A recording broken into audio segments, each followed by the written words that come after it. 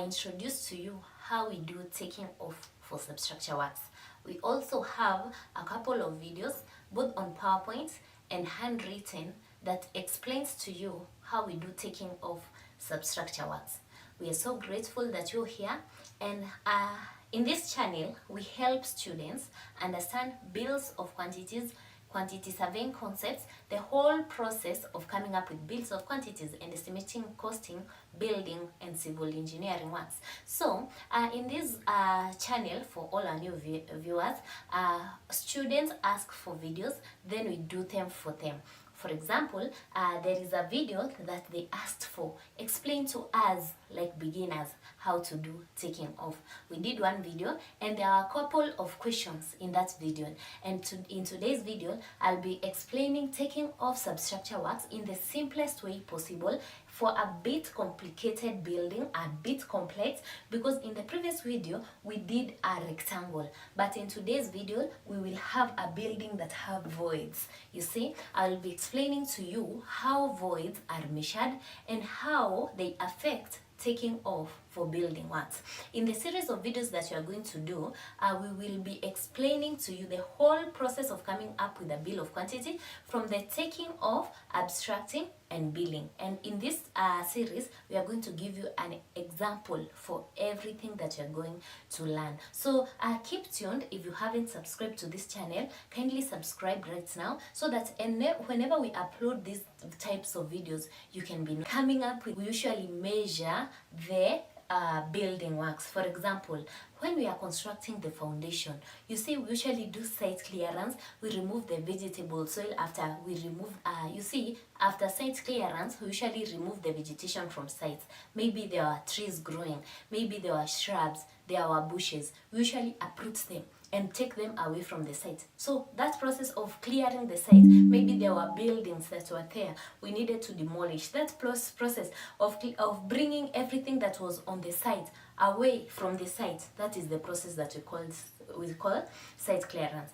In everything that you see, a bill of quantity usually quantifies.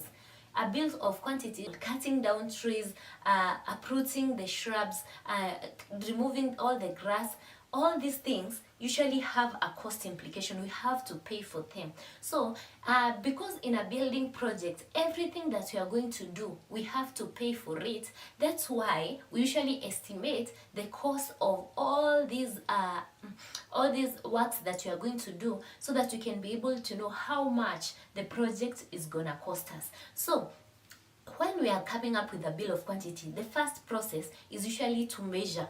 Taking off is just measuring. For example, we shall measure the areas of the walls. We shall measure the volumes of the concrete that we shall use. We shall measure the length of the reinforcements that we use. Why do we measure? Because when you come to the bill of quantities, I'm going to show you in a concurrent video what a bill of quantity is, and I'm going to take you through an example and how we fill it in. But in the meantime, you need to know that a bill of quantity usually have columns which describes the work, which gives us the measurement for the work. For example, an area of the wall, we could say it is 50 meters squared area of the wall. All right, so in the description you could be told it is 200 millimeters thick wall. Then in the measurements, now that which we shall take off, once you measure, for example, okay, what will determine whether we should measure the length of the wall or the area of the wall or the volume of the wall is called this method of measurement. Maybe you have heard of the SMM or the NRM2 or the ARM4. All these are the methods of measurements that guides us when we are doing measurements. The methods of measurements, it's just like a method of measurements is like a quantity surveyor's Bible. It gives us the guidelines on how we should measure. For example, different countries that have the same methods of measurements measure their walls as 400 millimeters squared of the wall. How do we know the cost of the wall? That is where we come up with the unit rates. You see, in our videos, we have done quite a long playlist showing you how you come up with the unit rate. Now, in the unit rate, it will be telling us the cost per meter square of constructing the wall. In the unit rate, that's where we shall find what will be the cost of materials for What will be the cost of materials for building the wall? What will be the cost of labor? What will be the cost of the plant that we could be using? Okay, then we shall add the profits and the overheads. Then we shall calculate the cost per meter squared. Then, assuming that we had 200 meters of concrete in the bill of quantities, we shall calculate the volume of concrete. The volume of concrete, we shall take the length times the width times the thickness of the concrete. We shall find the volume of the concrete. Then we shall go in module 3, in our next module, we shall calculate the cost of the per 1 meter cubed of concrete.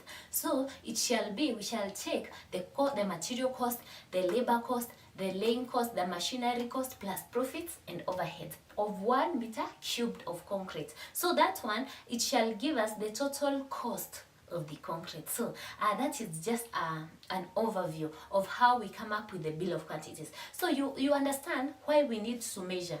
So when we are measuring, we need to know, first of all, how do we measure? Should it be in linear meters? Should it in square meters? Or should it be in cubic meters? Once we know that, then we shall go and we have said what guides us is the standard method of measurement, or the method of measurement in your country. Maybe you're using the SMM, maybe you're using the NRM2 or the AR4. The concept is the same, but the only difference is the areas, the volumes, the numbers, and all these units are guided by the method of measurement.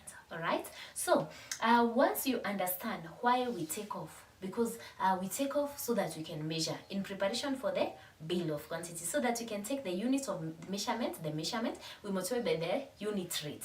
You see, unit is like per meter squared, per meter cubic. All right, then we shall multiply by the unit rate to get the total cost. Now that you have understood why we take off, now we shall go to how do we take off. We have understood why we take off. Now we want to understand how we take off. All right, to understand how we take off. All right, every time that you're given something to take off, you have to be given a drawing. Why do you need a drawing? Because taking off measurements, estimation and costing, coming up with a bill of quantity is work done by the quantity surveyor. They estimate the cost of that building, but they can only estimate the cost of the building once it is designed. You see, a bill of quantities is usually prepared before we start the construction process, so that we can be able to choose the most suitable tenderer, the best contractor according to the price quoted. All right, so the bill of quantity, because it is prepared before the building is constructed, we usually use the drawings to estimate the cost of the project. More to the drawing, we could have another document called the specification. The specification is a document that explains further details. If there were details that were not provided in the drawings, we usually have a specification document. It specifies very clearly all details that are not in the drawing. Maybe we could not be having the ratio of concrete in the slab indicated in the drawing. Then the specification will go into detail and explain to us the ratio of the concrete. What happens if we are not provided for some details in the drawings and they are not found in the specification? All right, that is a good question people were asking. So if you find that the drawing does not have some details that you need to take off, and also the specification document doesn't have these details, what are you going to do? There is what we come up with called a query sheet. All right, so a query sheet. I hope you can be able to see. A query sheet is the one that we shall come up with. What is a query sheet? In a query sheet, we usually have two columns. We do a question, and we have another column for the answer. All right, so in a query sheet we shall have a question and an answer. A query sheet is usually prepared by a quantity surveyor, asking the architect or the structural engineer to give them good details details that are not present in the drawing or the specification. But now when you're in an exam or once you're given an assignment, so that you can be able to do takeoff, and there are not these details, you don't have any architect to give you the details or a structural engineer, so it is you as a student to write your own question, then make your own assumption. All right, so a question could come in two ways. For example, we were not so is to 25 millimeters thick. All right, so question, what is the thickness of the wall? Answer, the thickness of the wall is 225 millimeters thick. Another way you can bring out the question, is the thickness of the wall 225 millimeters thick? Then the answer will be yes. So you can ask the questions in two ways. You could ask an open-ended question like, what is the thickness of the wall? Then the answer could be, the thickness of the wall is 200 millimeters thick. Or you could ask a question whose answer will be a yes, like, is the thickness of the wall 200 millimeters thick? Then your answer, yes. Alright, so every time that you're not given details in the drawings and you're not given the same details in the specification, you need to make yourself a query sheet. Alright, so when you're taking off, you should not leave anything and not measured because you're not given any details. You should just make an assumption, but you cannot make an assumption without a query sheet. All right, thank you so much for understanding that. Okay, so before you take off, the first step that you do once you get to a taking off exam or assignment is to study your drawings. All right, you need to understand what are the measurements standing for. Are they external dimensions? Are they internal dimensions? Are there measurements that are not there? You need to study your drawing, all right? Because, for example, this is the plan to our building. The plan, we can see we have an external wall, all right? We have an external wall, and we see we have an internal wall. All right, we can see that here we have external dimensions 11,675. Then we have these other dimensions. We need to understand from where up to where. We need to see that this plan has a recess at the center and it has a recess at the corner. All right, then we need to see that we have been given the thickness of the wall as 225. All right, if this is 225, this could guide you to know that this is 225 on the section. So we need to also see that in the plan we have an internal wall. I hope we saw that we have an internal wall. Okay, then we have section AA. Once the section is taken, this one is section AA. This one, I forgot to write here. This is section AA. You see, in the section, we expect to see this wall and this wall, all right? So in the section, we will look for this wall. This wall, it is this wall, all right? Because it cuts across A. So once it cuts across, this wall is this wall. Where is this wall? You see, that wall, we can see a wall here. And this wall, it's written 150 millimeters wall. You see, this wall must have been this wall. But this wall now, we understand from this drawing that it is not a substructure wall. This wall does not exist in the foundation. It only exists in the superstructure above the slab. Alright, now once we have meters thick concrete, you see any layer of concrete that is so small, like 50 millimeters, it's a blinding layer. It is usually done in preparation to receive the vibrated reinforced concrete. So this one is 50 millimeters thick concrete, ratio 1:4:8. Once we are studying the drawing, we shall be able to see, to observe this. The width of the foundation trench is 675. The thickness of the concrete, the vibrated reinforced concrete, is 225. All right. Then the height of the wall from the above the concrete to the ground level is 2100. Right? Yes. So from above the concrete to the ground level is 2100. Then from the ground level to the top of the concrete is 250. We need to study the drawing, because when we are studying the drawing, that is when we shall understand anything that we are not given, what we'll be needing a query to prepare query sheets for, then we will be able to understand the measurements, how they are placed. 50 millimeters, this is concrete, oversight concrete. Then we can see that there is a DPC, damp proof course, below the wall, superstructure wall.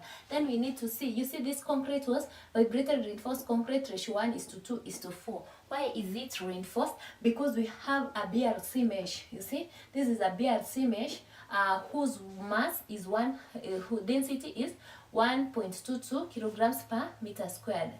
Then the class of the BRC is A142. Then we are told that above the maram, on the top of the maram, we have a 1000 gauge polythene DPM on the maram. Alright, so after that, we have studied the plan. Taking off is quite easy. It seems a bit complicated to students the first time. So if it's a bit hard for you, don't worry. It has always been hard for students the first time. But the moment you continue practicing, studying more, you need to watch a variety of videos, you need to read several books, and of course, if you come to and listen to my classes, of course you understand it quite easily, because I try to simplify it to the core, and to simplify it for you so that you can just absorb it. Alright, so you see, we have studied the plan, we have studied the section. Now, in the next step, now we need to begin taking off. And I want to take you through the whole process of taking off substructure works. Alright? How we come up with a takeoff list. So if you're new here, or you have been coming to a channel, subscribe to a channel, kindly, may you take this 1 minute just to subscribe to a channel. You see, if you subscribe to a channel, that is support that you're giving us, so that we can be able to grow as a channel. If we are able to grow, we are able to get more facilities, so that we can be able to teach you the same things we are teaching you. You see, this is a student-oriented channel.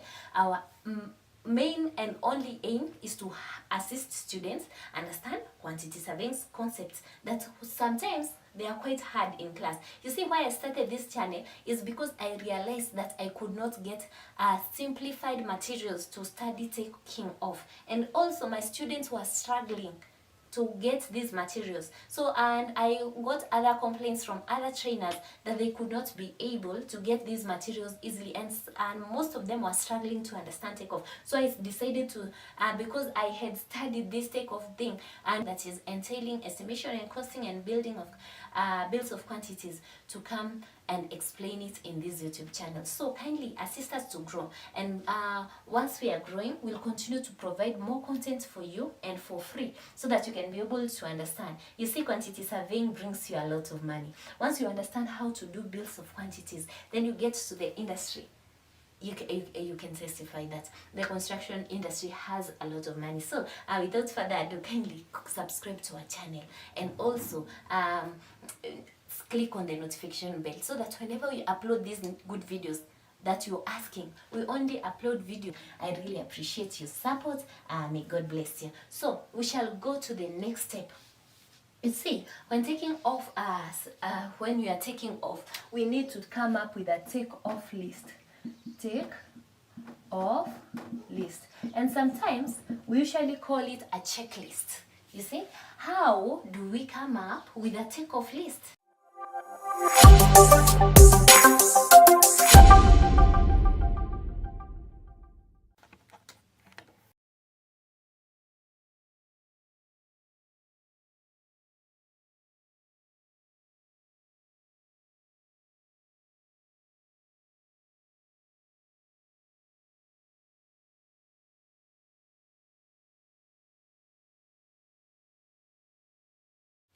When we are coming up with a bill of quantity, the first process is usually to measure.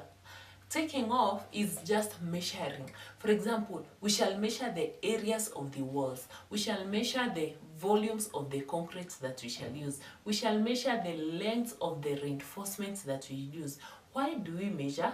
Because when you come to the bill of quantities, I'm going to show you in a concurrent gives us the measurement for the work. For example, an area of the wall, we could say it is 50 meters squared area of the wall. All right, so in the description you could be told it is 200 millimeters thick wall. Then in the measurements, now that which we shall take off, once you measure, for example, okay, what will determine whether we should measure the length of the wall or the area of the wall or the volume of the wall is called this method of measurement. Maybe you have heard of the SMM or the NRM2 or the ARM4. All these are the methods of measurement that guides us when we are doing measurements. The methods of measurements, it's just like a method of measurement is like a quantity surveyor's Bible. It gives us the guidelines on how we should measure. For example, different countries that have the same methods of measurements measure their walls in the same way. You see, the method of measurement guides every quantity surveyor in terms of area. Then we shall know that in the bill of quantities, the unit for the wall should be in area. Now, if we have measured the area of the wall and we have realized our small building has 400 millimeters squared of the wall, how do we know the cost of the wall? That is where we come up with the unit rates. You see, in our videos, we have done quite for example, we shall measure the areas of the walls. We shall measure the volumes of the concrete that we shall use. We shall measure the length of the reinforcements that we use.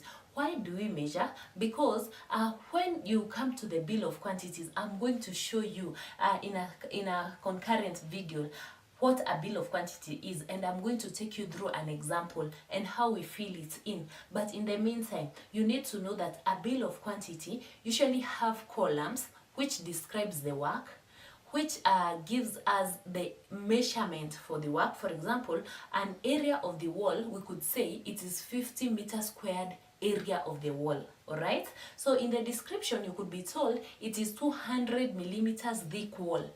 Then in the measurements, now that which we shall take off, once you measure, for example, okay, what will determine whether we should measure the length of the wall or the area of the wall or the volume of the wall is called this method of measurement. Maybe you have heard of the SMM or the NRM2 or the ARM4. All these are the methods of measurement that guides us when we are doing in the same way. You see, the method of measurement guides every quantity surveyor how they should measure the unit of measurement. Then we shall calculate the cost per meter squared. Then, assuming that we had 200 meters squared of the wall, once we multiply by the cost of the wall per meter squared, assuming it's like 150, so we shall take 100 meters of wall, 200 meters wall. Okay, the building has 200 meters squared of the wall. Then we shall multiply by the cost per meter squared, like 150. Then we shall get the cost of the wall, right?